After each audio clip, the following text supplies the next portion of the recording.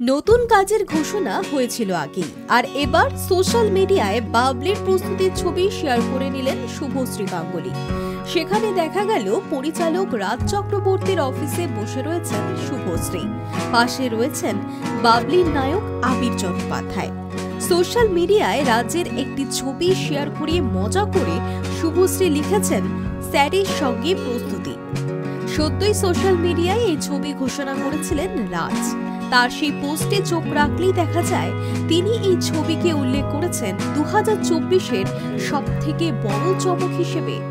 বুদ্ধদেব গুহর প্রেমের উপন্যাস বাবলি, সেই ছবিতেই প্রথমবার জুটি হিসেবে দেখা যাবে আবির এবং শুভশ্রীকে। সোশ্যাল মিডিয়ায় এই খবর শেয়ার করে নিয়েছেন রাজ চক্রবর্তী। উল্লেখ্য, সদ্যই মা হয়েছেন শুভশ্রী।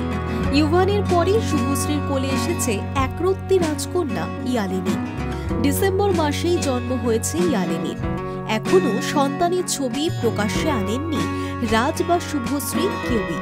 তবে একরত্তি মেয়েকে বাড়িতে রেখেই কাজে ফিরেছেন শুভশ্রী।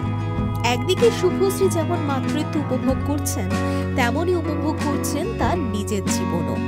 ইয়ালিনীর সঙ্গে যেমন সময় কাটান তিনি, তেমনই তাকে দেখা যায় বিভিন্ন পার্টিতে। সেই ছবি সোশ্যাল মিডিয়ায় হামেশাই শেয়ার করে নেন তিনি। দ্বিতীয়বার মা হওয়ার পর বাবলির হাত ধরেই পর্দায় ফিরবেন শুভশ্রী গাঙ্গুলী। এই ছবির জল্পনা চলছিল অনেক দিন থেকেই।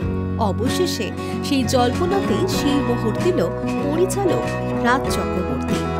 High news network.